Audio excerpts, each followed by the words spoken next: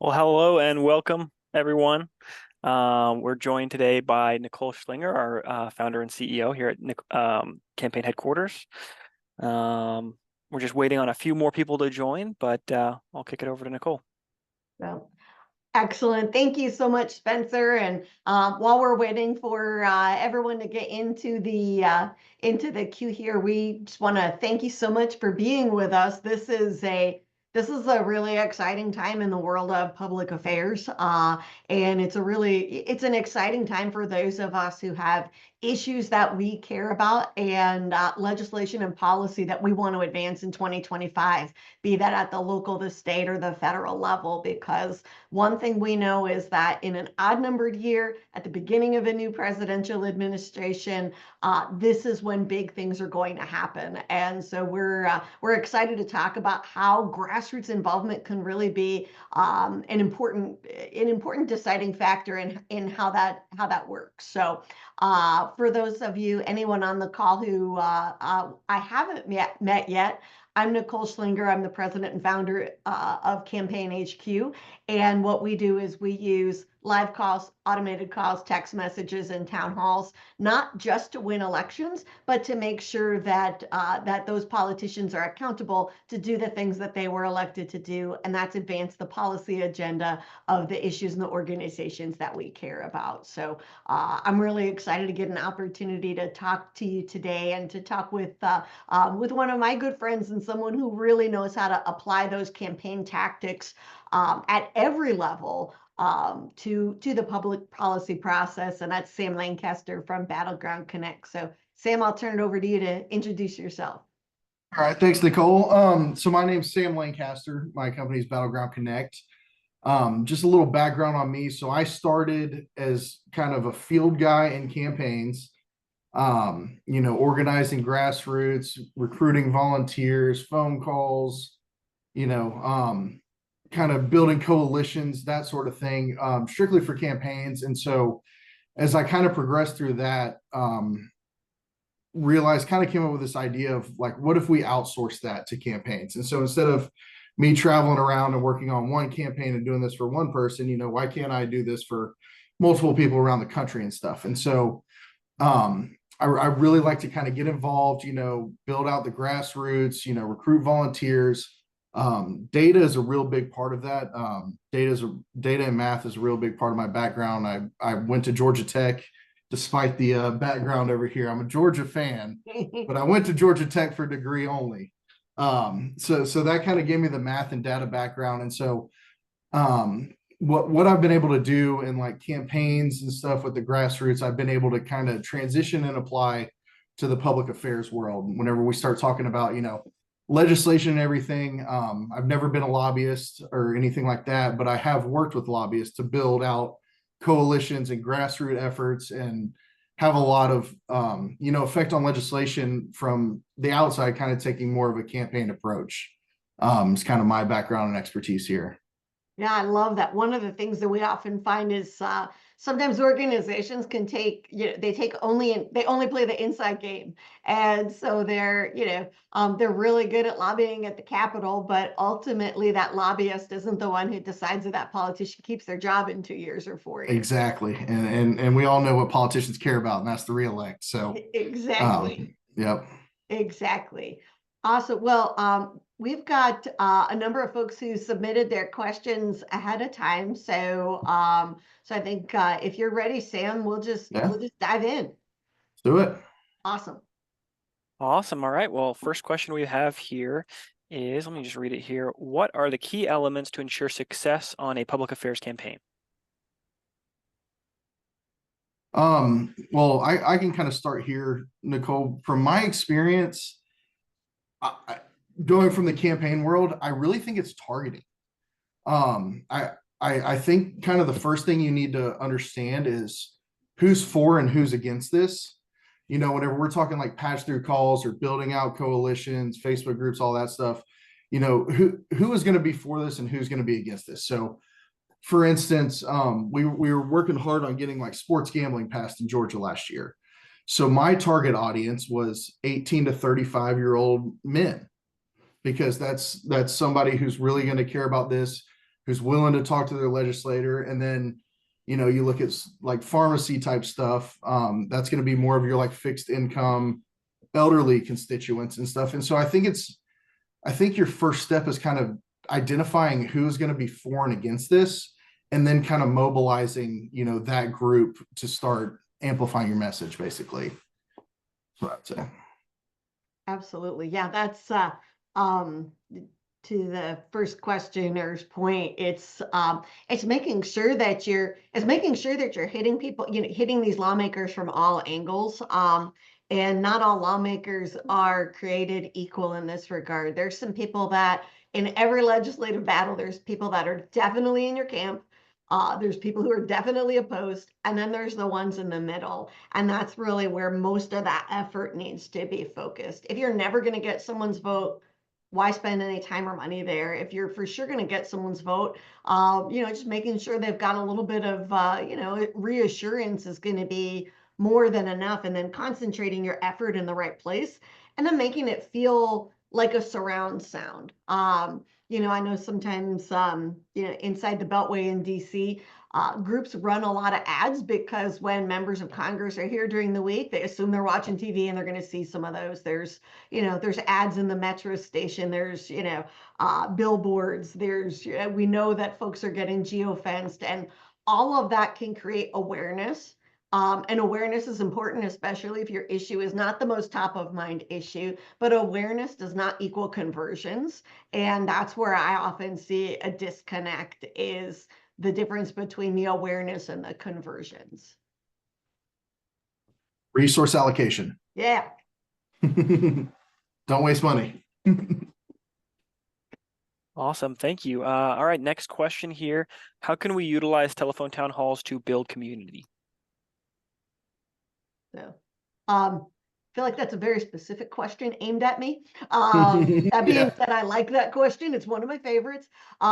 We've been seeing really outsized participation on telephone town halls for about the last 12 months. Two reasons for that. The first is there was the Facebook versus Stuttgart decision, which changed the definition of a predictive dialer and who we can dial. And so we can now do outbound dials to cell phones, which means that we reach the people that are the right people that need to be reached. And then on our end specifically, we've done a whole lot of testing and worked out a proprietary methodology for how we do that dialing that's boosted that even further. And so, when you think about, I look at these members of Congress who have been told not to do in-person events, who their events in person are being hijacked by a small group of activists.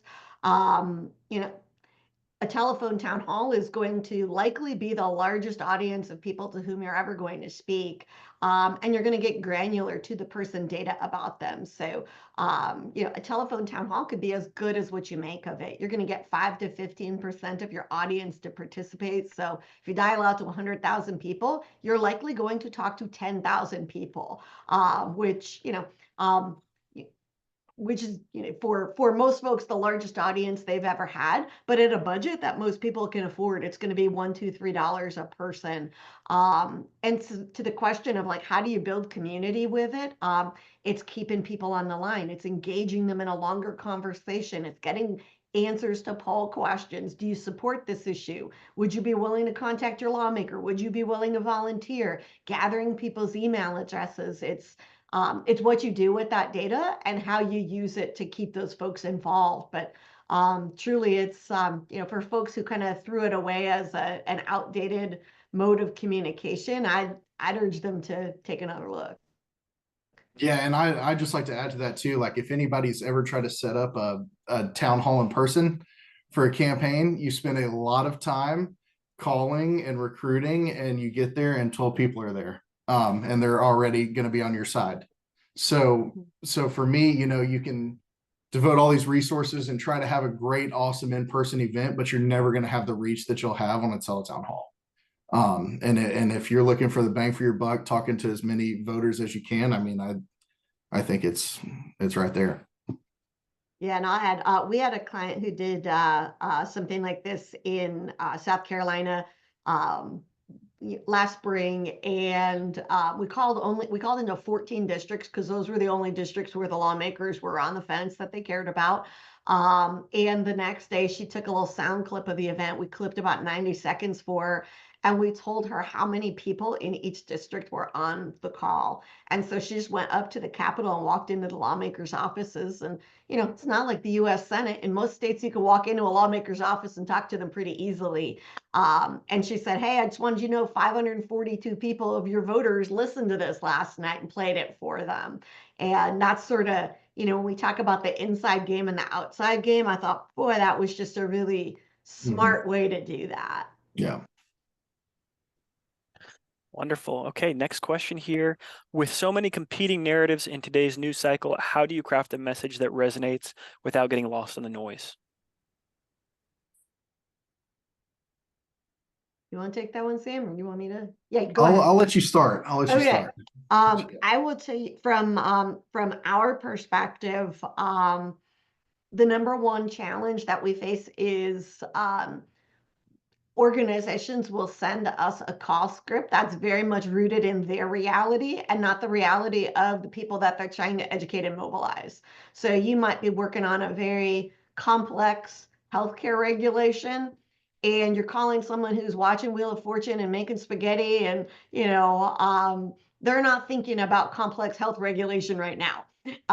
That doesn't mean it doesn't impact them and is not important, but whether it's a call or a text or an email or, any of the kind of communication you might have, remembering to meet people where they are and using the language that they use. On the phone, we've got, 5 to 7 seconds for them to decide if they're, if they're going to listen to what we have to say or they're going to hang up on us. And so, that's the one thing that I would urge people is we can do really effective grassroots mobilization even on complex issues, but we have to do it in a way that the person hearing it can open up and let that information in. Yeah, I completely agree with that. It's taking a very complex issue and making it, digestible to the average voter, essentially. And I think also targeting kind of comes back into play there too, where we really want to have a handle on who our audience is and who we're talking to and why they should care about this and making them care about it, honestly. And so, kind of flirting that fine line of just taking a very complex issue and making it digestible to the everyday voter that they should care about this and you should act on this. And so I think that's kind of where we come in too, as well as just, kind of helping bridge that gap. Yeah, actually, I want to ask you a follow-up question because you talked earlier about, doing some stuff where you were targeting a younger male audience versus a different issue where you were targeting seniors. So like, what were some of the ways that you might talk to that young male audience that were different than the seniors audience? Yeah, well, so it's really kind of a data approach on the front end. So one of our issues was getting sports gambling passed, in several states and stuff. And so the data shows, 18 to 35-year-old men are much more likely to gamble. And so whenever we're talking about resource allocation and stuff, and we want, the most bang for our buck kind of thing, we should be calling 70-year-old women about sports gaming, like it's just, and so it's kind of identifying that, or, initial kind of stakeholder who cares about this, who's going to want to be mobilized. It kind of makes our job easier once we kind of have that on the front end and know, like, okay, once we explain this to them, they'll care about this. And then it's just kind of fine tuning that message into how do we get them to care about this, like we care about it, right, without getting all into the weeds and, SB 209 this and that, how do we make this understandable to say, hey, this affects your day to day. Now let's get involved and make sure that we help out your day to day kind of thing. Yeah. And so I think that's kind of our, bread and butter is how we kind of bridge that gap with, people that spend every single day at the Capitol, and you talk to legislators who know this backwards and forwards, and then you have the average person who has no idea what's going on up there. Yeah. How do we bridge that gap kind of thing? So cool. What else do we have, Spencer? Awesome. Next up, let's see. Next question. What strategies do you use to ensure your advocacy campaign is perceived as authentic rather than just a marketing push? I feel like I get asked that question a lot too. Yeah. I bet you do too, right? Yep. Yep. I mean, so I think kind of doing all facets. I mean, like you said earlier, like kind of with the umbrella surrounding, the issue and stuff. And so it's not just, patch through calls for 1 week. It's not just text messages. We try to build out coalitions, grassroots efforts, make them look authentic, talk to people in the district, whether it's a Facebook group, you can spend a little bit of money on digital, recruit some people to a Facebook group, sign a petition, and then all of a sudden that starts spreading organically. It's more of just kind of educating those that are in the district of like why this matters and why they need to be involved in it, and then it just kind of spreads from there. And so I definitely don't recommend, hey, we just call this lawmaker 2 days and check a box and call it quits, say we did our job. It's really kind of surrounding the issue, like you said, and just doing everything we possibly can, smart, using our money the best of our abilities, resource allocation, making sure that we're, spending money wisely and creating that kind of grassroots effect, because it does spread once the information's out there and everything. So that's kind of my experience of. Right. Yeah. And I guess one of the things, because sometimes people will be so fearful of launching an effort because someone might say it's a marketing, but my response to that would be, so you're telling me that when the constituents in your district are educated and they decided of their own will to take this action, that doesn't matter to you, that these are voters nonetheless. They are voters nonetheless. Like the work that we do, maybe the impetus that put the issue in front of their face that day. But they're the ones that decided to give the increase. They're the ones who said, oh, well, now that I know about SB 209, now I do want to talk to this lawmaker. Although SB 209 might not have been on their mind that morning. But nonetheless, we're getting people to take action because this issue is important to them.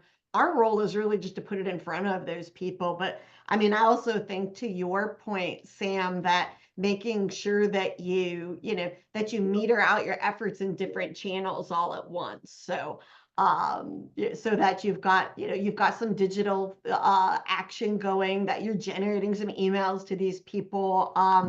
We had a client who did something I thought was really cool.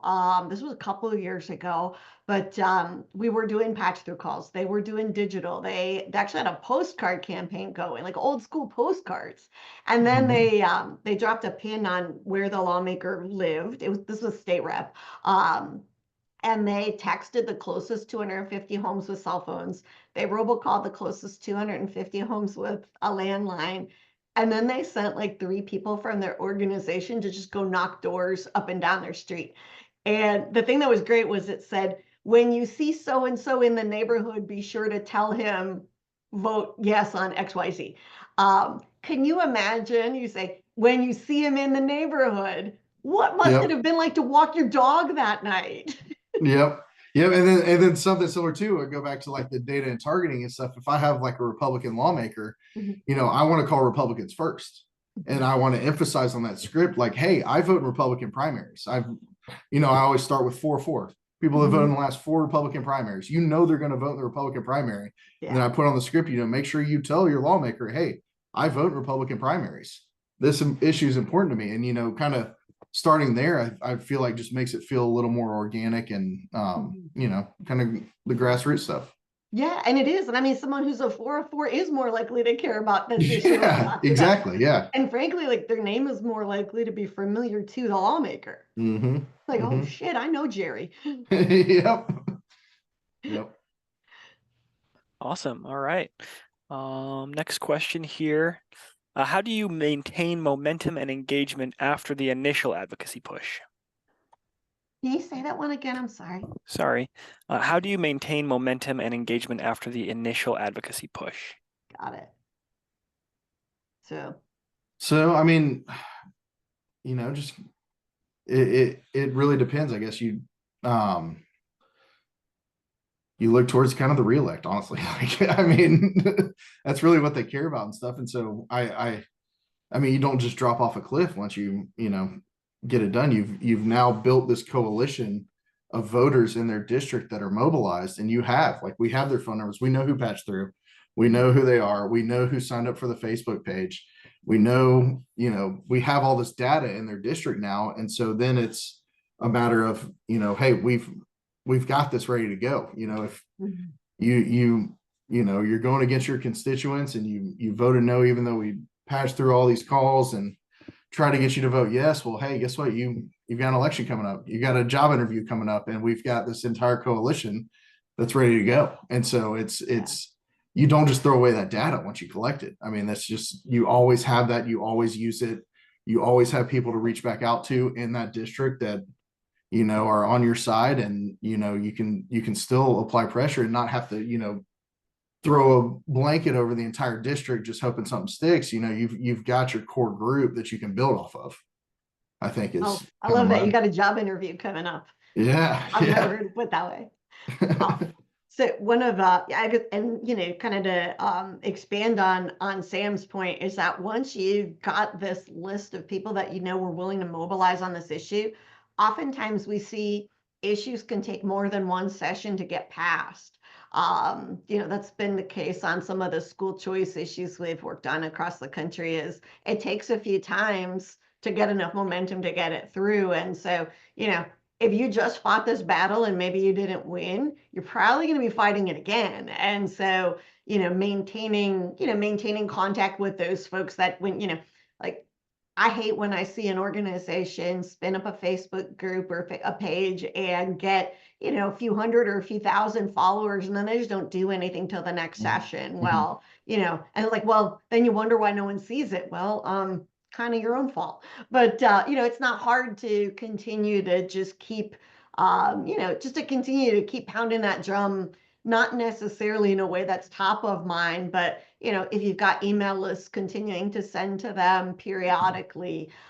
We've got one organization that Spencer works with really closely that does a small but I think pretty effective telephone town hall once a month, just to update supporters on the status of their bills as they move across the country. And it's, you know, the people that join that call every month, that might be a few hundred people, but they stay on 20, 30 minutes. And so you can do some things that I think maintain the interest from that list you've built that are, you know, that are reasonably effective and not very expensive. But it's a matter of, you know, like, if you don't want to have to start over again, it's going to be cheaper to maintain good contact than it is to start over. Yeah, and I mean, nowadays, I mean, most state reps, state senate, and congressionals every 2 years. I mean, they're, as soon as they're elected, start the next session, they're campaigning. Yeah. So there's really there's really no break whenever it comes to that, you know. Just stay on them.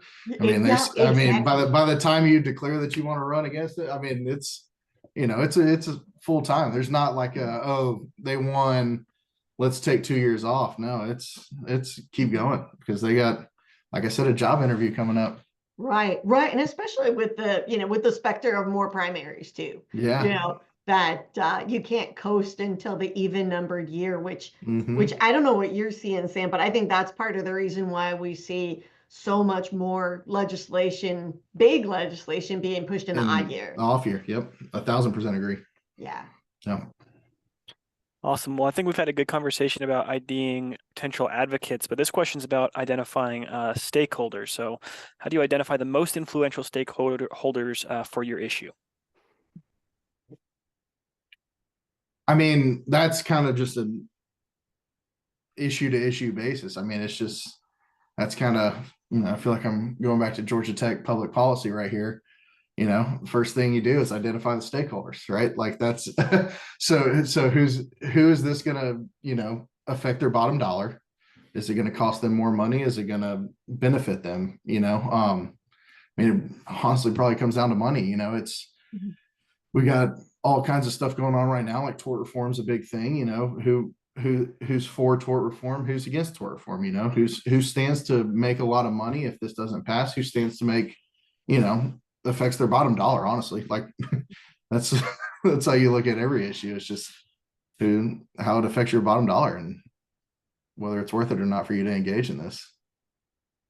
Yeah, and one of the things that we've been seeing is, there might be an organization that we've worked with, I mentioned some of these bills that can take maybe more than one, Mhm. either it's something bad and the opposition keeps trying and we have to keep pounding it back, or it's something good we want that we just didn't get on the first try. Mhm. But making sure that like getting coalition groups. So I've noticed we've done more. We've worked on more projects where there's numerous groups involved and they're all coming at it from their own different angle. Mhm. So, I think about, you might have, an organization that's like focused on fiscal policy, and you've got folks who are, more focused on individual freedom and personal liberties. And then you've got people Mhm. who, they care about religious liberty and they want to make sure homeschooling's protected. So I've noticed that there's been more of a move for organizations to figure out ways that when it makes sense for them to work together, as opposed to like all of them working on, their own, and sometimes, resulting in a circular firing squad. Yeah, I mean that's the coalition building 101 right there. Mhm. It's identifying who's all going to be on your side and then combining that effort into, making everybody better. Yeah.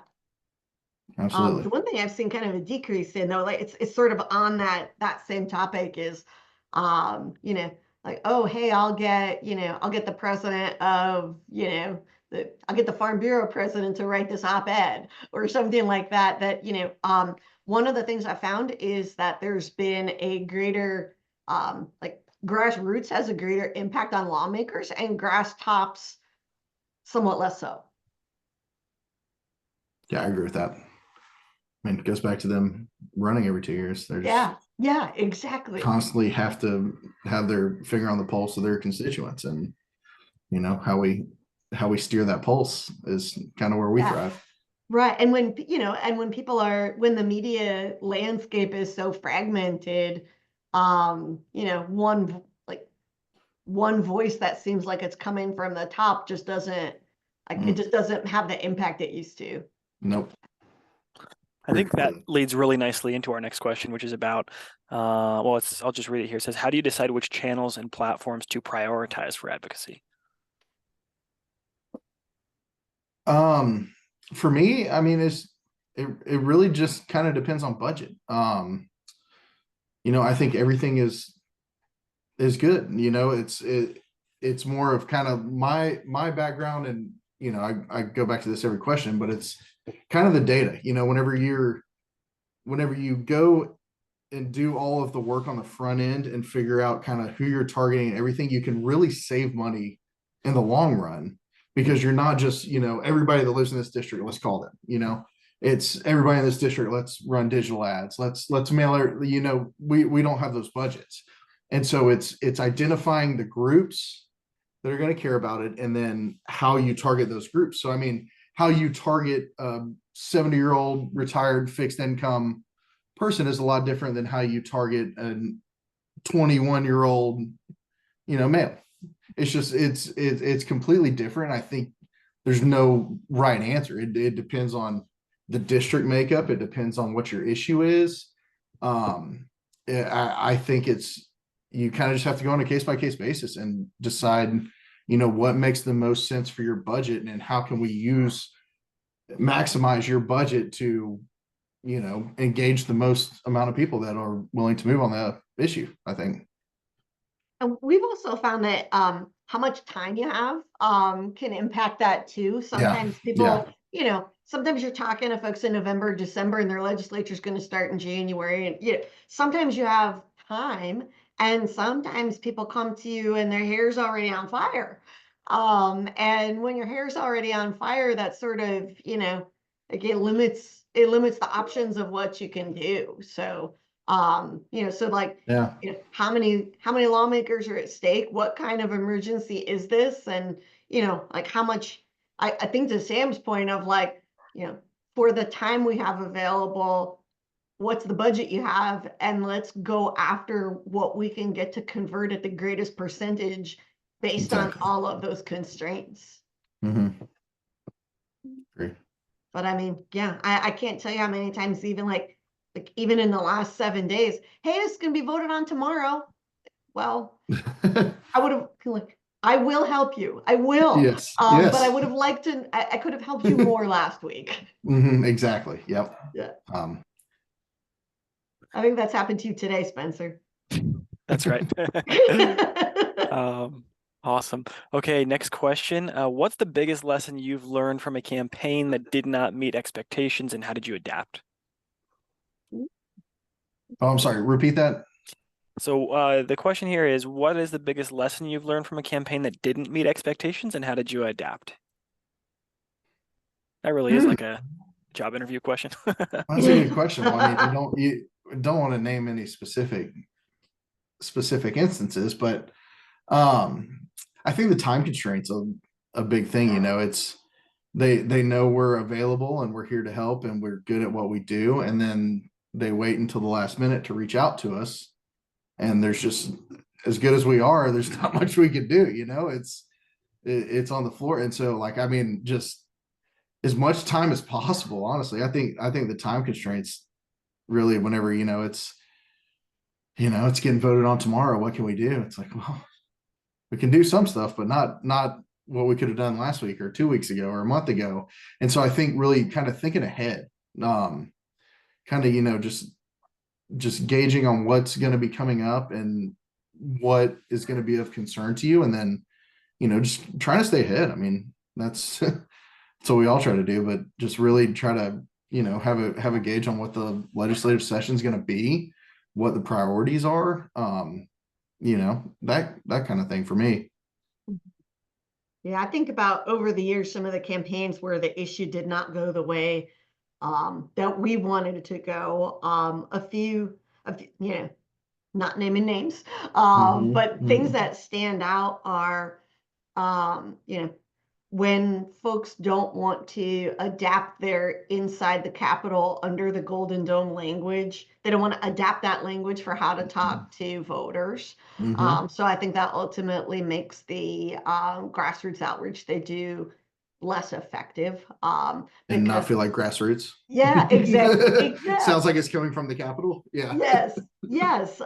Or or sometimes they when you're trying to deliver a message on a nuanced issue, and then the constituent has a hard time. They have a hard time doing what they want to do. Like they want to help you, Mm-hmm. but that can make it hard. So I would say, not being open to the concept of putting yourself in the grassroots shoes.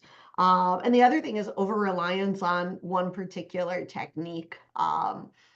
Thinking that only digital or only one thing is going to solve it. That when you do have that time, and then actually there's three things. I'm sorry. The third is thinking about in most cases, with very few exception, like a bill is going to be assigned to a committee. The committee's going to have a hearing or a markup or a working session. The committee's going to vote on it. There's a process by which it gets onto the floor for debate.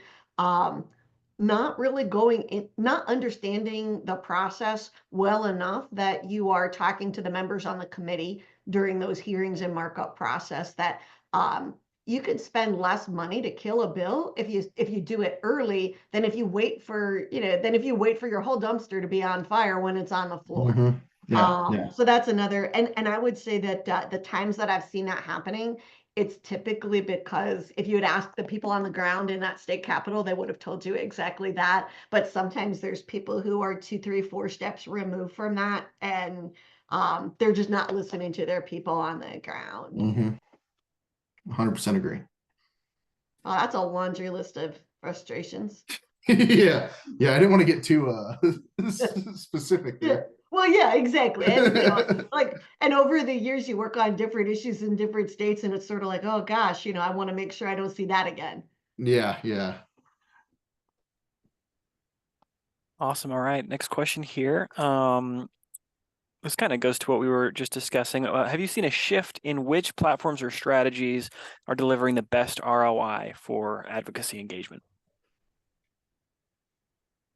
I mean, I think that kind of goes back to what we were talking about earlier. It's who are you targeting? what's going to get through to your target audience. Yeah, I mean, I think it's a very issue by issue, case by case kind of instance. I mean, I've seen success with like one facet, but not often. It usually takes, I mean, it goes back to like, you want this to feel like a grassroots movement. Well, a grassroots movement isn't 15 people calling into a legislative office every single day, especially if you're hitting the same number every day. I mean, it gets predictable, and it gets, it kind of lessens your grassroots, momentum and effect. So I think it's, you kind of really have to see what the issue is, who your target audience is, and then how best to allocate that budget. I mean, it's kind of what we talked about. I don't think there's one right way to do anything. Yeah. Yeah. I completely agree. To your point earlier of, Facebook might make sense for some things, but not others is a good example of that. I know that, I even I even think about, what we do on the campaign side, that you're targeting different messages to people in different places for different reasons. So, and even in some places it is actually feasible to run ads on issues targeting state lawmakers on broadcast TV. Yeah. That works in Des Moines, and that works Not in Atlanta. exactly, exactly. Yeah, I just think about is it like you're not going to do that in New York, Yeah. so it really depends on where you are. Yeah. Yeah. I think it's case by case audience, really, really take that effort on the front end to, figure out who the stakeholders are, who your audience is, and then, effectively use your budget as best you can, as best ROI you can get. Yeah. One thing I would say, I know that we work with organizations that sometimes still do use postcards, and they have the constituent sign the postcard, etc. Is to make sure that you are sending them to a state capitol that still allows the acceptance of physical mail. Just make sure having the names of real people who vote for you in your job interview, really, it does matter. But just make sure that that can be accepted. I think about even on the side of patch through calls is a good example. There are a handful of states where the lawmakers don't have an individual phone numbers where you're calling to a switchboard for all of the lawmakers. I'll just take my home state, for example, but the Iowa switchboard is not open on Fridays when the legislature is not in session. So we don't call on Fridays when there's no one to answer the phone, because that's not a good use of money. It's just, I think sometimes it's common sense of, patch through calls can be enormously effective, but they're not effective if no one's going to pick up the phone on the other end. Agree. And we ran into that issue in Arkansas as well. Some of the rural lawmakers just don't have a staff, and their phone number that's on file just gets transitioned to an assistant somewhere that's usually their actual company or something like that. And then the person on the phone doesn't know what to do. It's like, oh, I thought I was going to be speaking to state rep, not flooring whatever, and so they just hang up, and that call never gets patched through or anything. And so I think it's, kind of knowing who you're targeting and knowing how they operate. I mean, we had to make some changes in that Arkansas project because of that.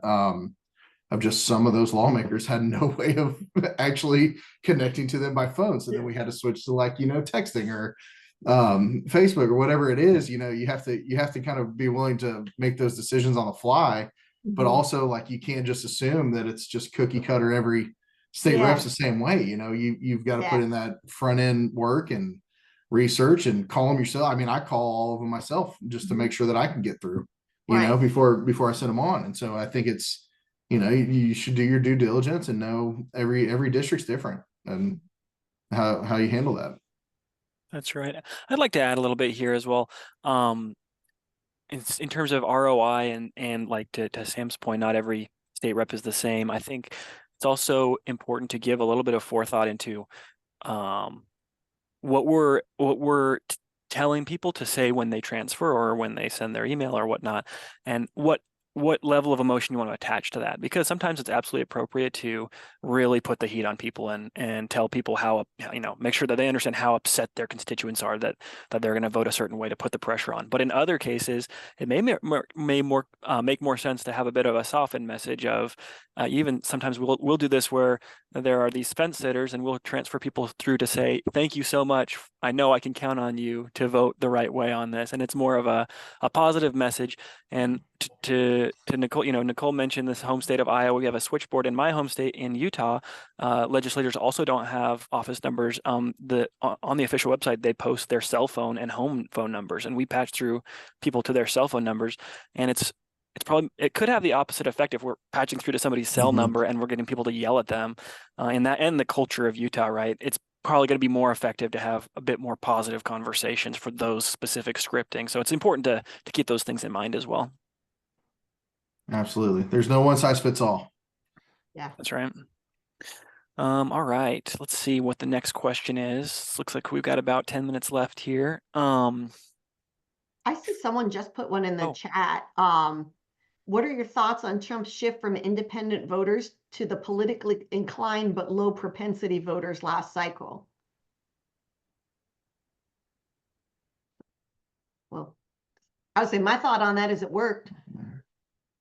Yeah, I mean, I did a lot of races in 22 that we thought were going to be a red wave that were not a red wave, and there was a ton of low propensity voters that we identified that voted in presidential years that didn't vote in off years, and we see the results last year that they were able to mobilize them. I mean, that's a testament to what they did last year, and I think we need to build off that. Why are they low propensity voters?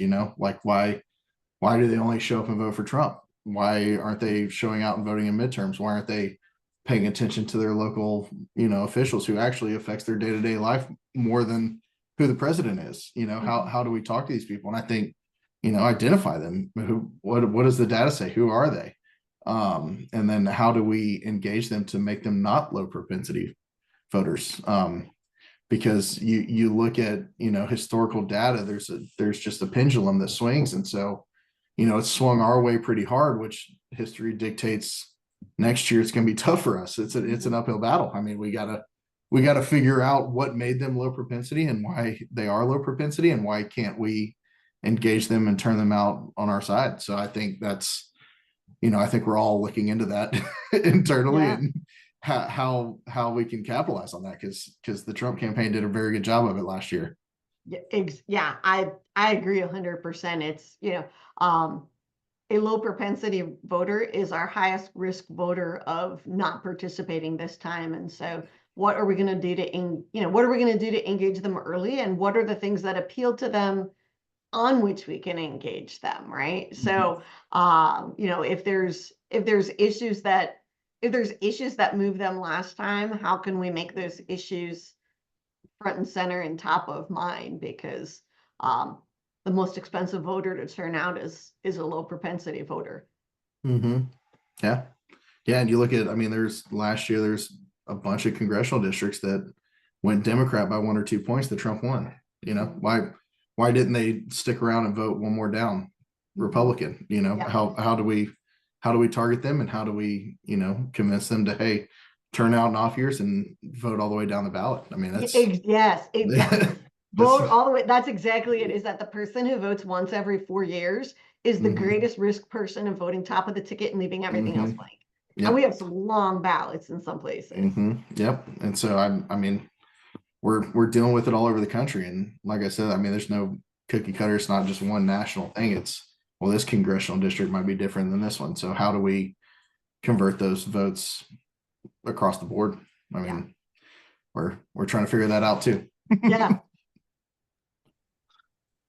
Awesome. All right. Next question here. What is the key to, this is a good question. What is the key to making complicated or nuanced policy issues easy for the public to understand and actually care about? I think it's, you kind of have to have a good grasp of the issue and the concept. And, it's, we get so into all these like House bills and Senate bills, and they're written by lawyers, and there's just it reads, like a law brief. And kind of similar to like our tax code or something. It's we all still have to do it, but it's, how do we take, all of this language and convert it into something that just your average voter understands? I mean, I think that's, a very, very good question. And, it's something we deal with day to day. I mean, you really have to kind of have a good understanding of the issue to then be able to explain it to just, your average person. I kind of think of like, I'm in the weeds in the capital of my state and everything, and I know, what's going on and stuff. But like if I were to, sit down at a bar and have a beer with somebody, how do I explain to them what's happening at the Capitol right now? Like in Georgia today, it's crossover day.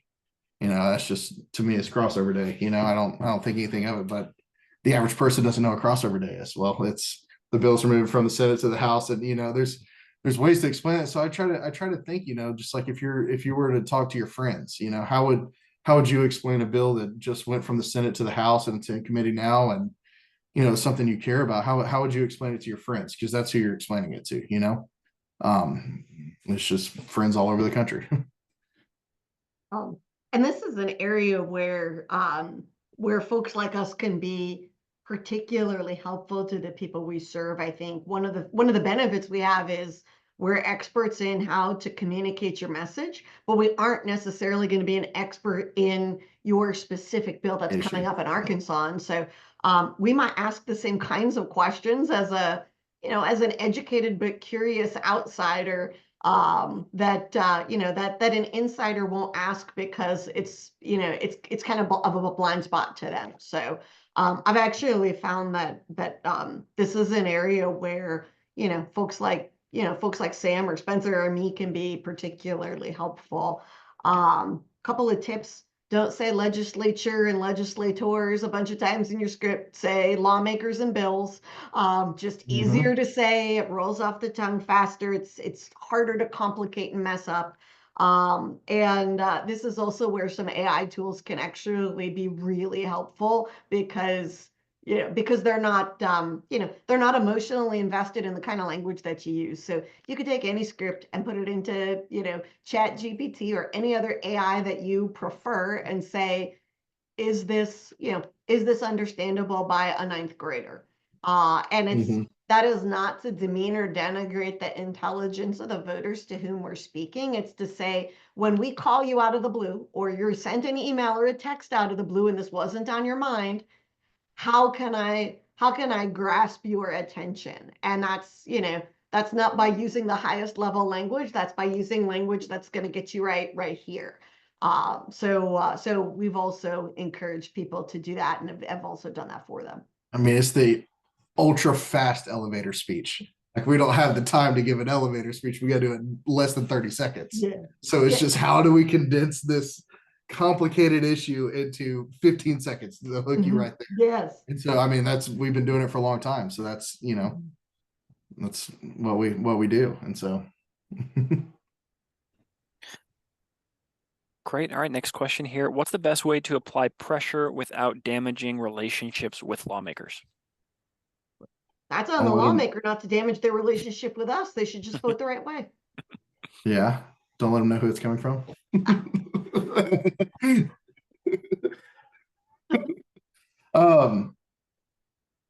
Yeah, I mean, it's a fine line. It's, what you have to flirt whenever you're up at the Capitol all day, every day, but your average voter isn't. So, you can't be too worried about that, but at the same time, that's what you do day to day. And so I think there's a fine line there, but I mean, ask us, I guarantee there's plenty of ways for us to make it look organic and that they would have no idea that it's coming from you. So. And the other thing I think actually Spencer's point of, I know he's done that for folks, is when you tell them, hey, when you hear the phone ring and the lawmaker's aide answers or you get a voicemail, please be sure to say, and how you phrase it to them is often going to be how they phrase it. And so our tone when we're initiating that is going to impact their tone, right? That, if 20 people say to a lawmaker, thank you for agreeing to vote yes, or thank you for agreeing to vote this way. When they're actually maybe on the fence about it. That's a different kind of pressure than I'm so mad at you.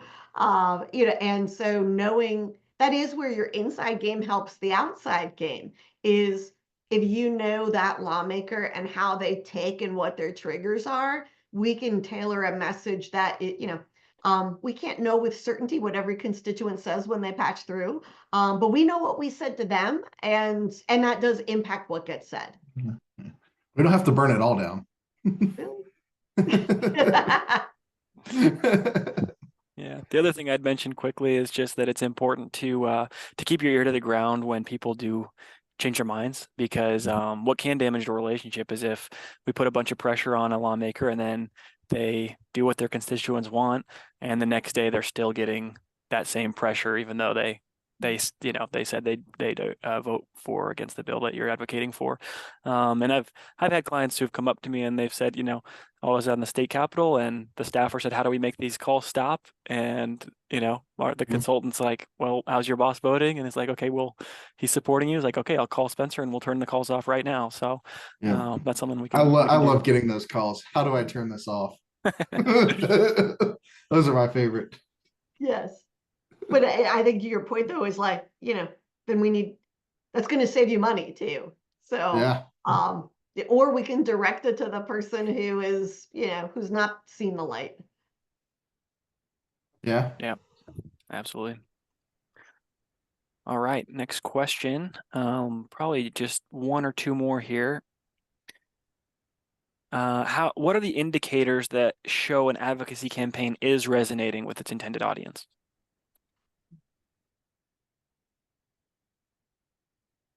On a telephone town hall in particular, I would say it's how long people are staying on the line to listen.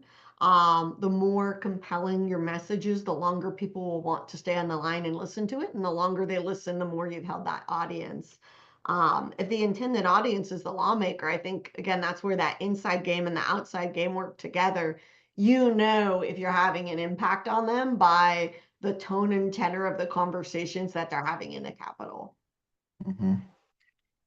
Yeah, agree. Conversion rate, length of time that they stay on the call, and then having that person on the inside to, give you a feel of what's happening at the Capitol, because, we're not there. And so it's a team effort. We got to have somebody kind of everywhere. Yeah, I also actually, you really made a good point, Sam, conversion rate, that if we're doing a patch through call campaign, and we're not seeing a good percentage of the people to whom we speak patch through, then that's a good red flag that says maybe this message, maybe this isn't the message, but maybe this isn't the right audience, or maybe this isn't the right message. Exactly. And one of those is not matching. Yep. Because it should be higher. Yep. Exactly. Yeah. Yep. That's a really, that's a good real time kind of that we see and can give instant feedback of just, oh man, it took way too many calls to get this many people to patch through. Like, we should reassess something. And so it helps us troubleshoot in real time. Awesome. Well, looks like we just have time for one more here. There we go. What is the most effective way to pivot when advocating for polarizing issues? Pivot in which way? I think this question is really about, a lot of the issues that we work on are not super political actually, but every once in a while it is very polarizing, and I guess the question is surrounding that and how to message around that. Yeah, so I mean, polarizing issues are good for us because it goes back to the conversion rate, and if people feel very strongly one way or the other, as long as our data is right and our target audience is right, we're gonna go through the roof. And so I think lean into the polarization, like don't pivot from it. I mean, if it's a polarizing issue, you should capitalize on that and use, if it is a polarizing issue, you want, that emotion and everything behind it. And then therefore, it's just kind of get your target audience right and polarize it. I mean, I agree. I'd say don't shirk from it, but I'm going to use, I'm going to use pro-life issues as an example because that's something that we work on and we care pretty deeply about here. Um, that oftentimes you're using modeled data of people that you believe to be pro-life. And modeling is a really great guess. It's not, I know this with certainty. And so I think that when you're dealing with an issue like that, I think that that's the screening that we do at the beginning is more important. Like it's more important that you screen correctly on that than, than are you for or against this tax break that you weren't aware of and and now I'm going to share with you and educate you about that. Most people know that they're pro-life when they're pro-life. And so I think it's a matter of really making sure that your upfront screening, it can be faster, but it really needs to be tight. So hey, I'm calling because there's an important bill coming up about defending unborn life at the state capitol. Do you consider yourself pro-life? And I might ask that more quickly rather than explaining the bill more, and only explain the bill in more detail once they say that they're pro-life. So I would say Yeah, I screener. might change Yeah. my methods a little bit, but I would lean wholeheartedly into the polarization. Yeah, for sure. But I might change my script cadence a bit. Yeah, if it's polarizing, polarize it. Right? I like that. We should get stickers made like that. Yeah, right. Yeah, we don't shy away from polarization. We have our enemies list books that we have now. Actually, for anyone, I'm right here. Boom. Ooh, nice. We also have how to win friends and influence lawmakers for those who are slightly less polarizing. Awesome. Well, thank you everyone for joining. That just about wraps it up. I think we've got 2 minutes left. Nicole, any closing statements? So, yeah, thanks everyone for joining us. For those who couldn't be on live, we're going to be sharing the recording shortly. And if you want to get in touch with us, our website is www.chq.us. And I'll turn it over for Sam so that way people know how to get in touch with him. Yeah, I always enjoy talking to Nicole, so it was fun to do it in front of everybody else. So this is what we did earlier this week while we were in DC. So glad to share this with everybody. My company is Battleground Connect. You should go to battlegroundconnect.com, and everything's on there. My email info, everything. But yeah, just thanks for having me, guys. I enjoyed it and enjoyed talking with you. Awesome. Thanks. Have a good day, everyone. Thanks for joining us. Bye.